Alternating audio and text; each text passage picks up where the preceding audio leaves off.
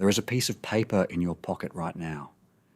You have worked for it, worried about it, built your life around getting more of it, and you have never once questioned what it actually is. Not really, because here is something nobody tells you. Every major paper currency that has ever existed in human history has eventually failed. Not most of them, all of them. The question is not whether the paper in your pocket will fail. The question is whether you will understand what is happening when it does. There is a pattern. It appears at the beginning of every paper money system in recorded history. And it appears at the end of every one too. The people who recognized it, in Rome, in revolutionary France, in Weimar Germany, survived what came next. The people who dismissed it lost everything. By the end of this video, you will see that pattern clearly, and you will never look at money the same way again. I am your host at the Hidden Wealth Archaeologist. We dig through history so you do not repeat it. Hit subscribe and the bell right now. Every week we excavate a financial collapse so you see the pattern before it arrives. Now let us dig. The story of paper money does not begin with governments. It begins with merchants. China, 7th century. Merchants traveling between cities are carrying heavy bronze coins. The roads are dangerous. The coins are heavy. Robbery is common. So someone has a simple idea. Leave your coins at a trusted merchant's shop. Take a receipt instead. A piece of paper proving you deposited real metal. When you reach your destination, show the receipt. The partner city honors it. The receipt is not money. It is a promise backed by actual coins in an actual vault. For generations it works beautifully, then the government notices and makes the first of many identical mistakes. The government looks at this system and asks one dangerous question. If people trust these pieces of paper, why does the paper need to be backed by anything real? This specific moment, when a government first decides its paper does not need to be backed by something real, has happened dozens of times throughout human history. It always leads to the same place. The Song dynasty issues paper currency directly. It works. Trade expands. The economy grows. And then, because it works, the government does what governments always do when they discover something that solves their problems. They use more of it. Wars need funding. Print more paper. Famines need relief. Print more paper. More paper chasing the same goods.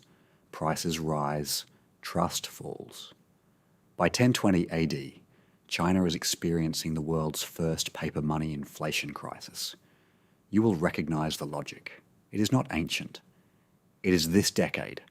Rome does not have paper money, but Rome finds a way to achieve the exact same result with metal coins. Here is how you destroy a currency without a printing press. Take a gold coin, melt it down, mix in cheaper metal, stamp the same imperial face on it, put it back into circulation. Nobody notices immediately. Roman emperors do this for over a century. By 265 AD, what was once a silver coin contains approximately 2% silver. The consequences are always the same. Prices rise dramatically. Merchants stop accepting coins at face value. Trade slows. People hoard old coins and spend new ones as fast as possible. Rome does not fall in a day.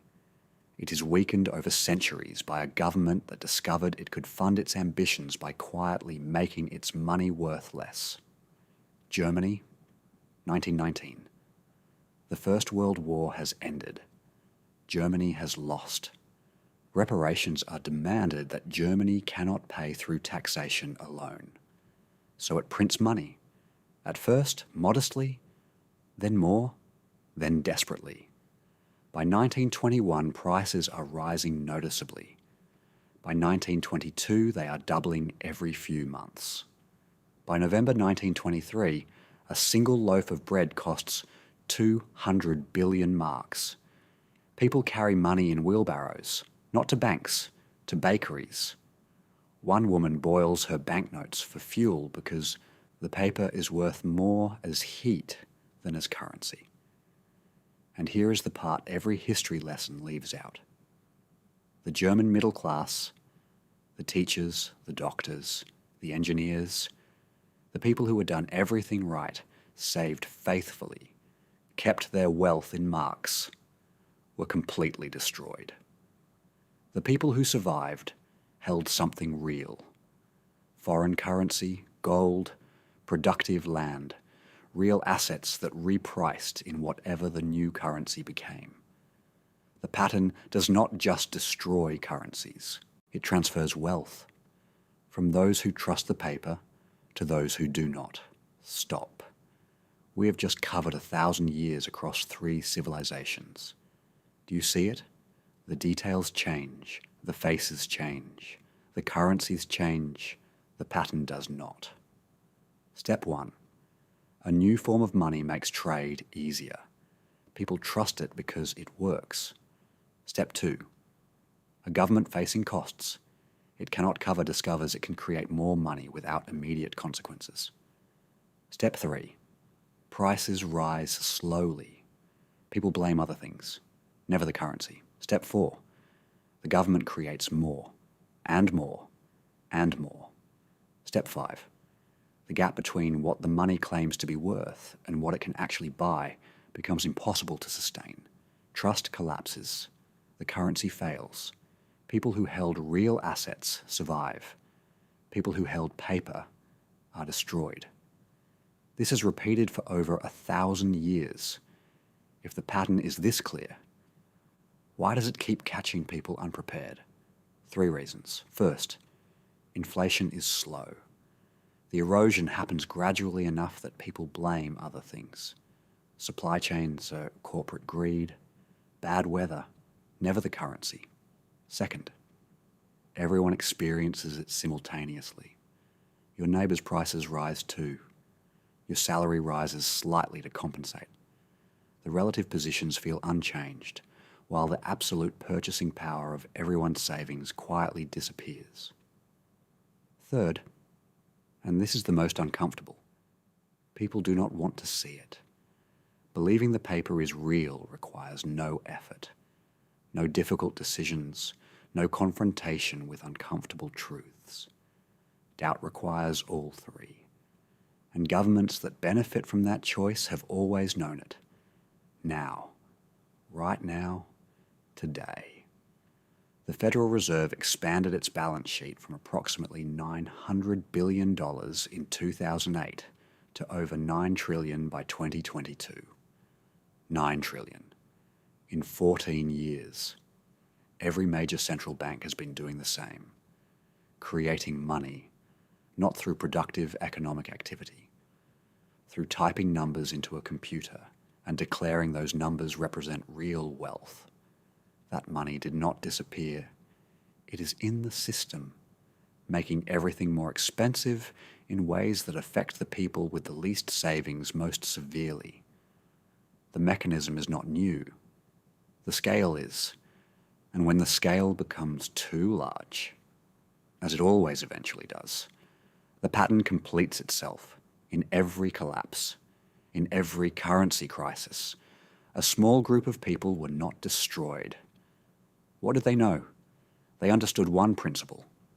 Paper money is not wealth. It is a claim check. And claim checks are only as good as what they are backed by. So they held real things, gold and silver, accepted as stores of value across every civilization in recorded history. Productive land. Because land produces food regardless of what currency a government has decided to print. Real businesses. Companies producing things people need regardless of what currency measures the transaction. Foreign currency. From nations more disciplined in their money creation. They diversified their claim checks across multiple systems. So if one failed, as they understood systems eventually do, they were not entirely dependent on it. This is not sophisticated financial advice. It is what humans did for 10,000 years before paper money existed. It is what they returned to when paper money failed. There is a piece of paper in your pocket right now. Now you know what it actually is, not money, a promise. A promise made by governments that this piece of paper represents real value. That promise has been broken in Rome, in China, in France, in Germany, in Argentina, in Zimbabwe, in Venezuela. In every case, the pattern was identical. In every case, ordinary people lost everything. In every case, the smaller group, the ones who understood what was happening, preserved their wealth through the transition. This is not cause for panic. Panic is the most expensive response to any financial crisis. It is cause for understanding, for the kind of clear-eyed assessment of what you actually own and what the system measuring its value actually is, that most people never make. History has been generous with its warnings. The question is whether you are listening. Subscribe to the Hidden Wealth Archaeologist. Every week we excavate a different financial collapse so you see the pattern before it repeats. Drop A in the comments. Do you still trust the paper in your pocket? Be completely honest. I read every single one. The paper has failed before, the pattern has repeated before, and the people who understood that, who held real things when paper became promises, and promises became nothing, they are the reason wealth still exists in the world today. The question is which group you will be in. Thanks for watching.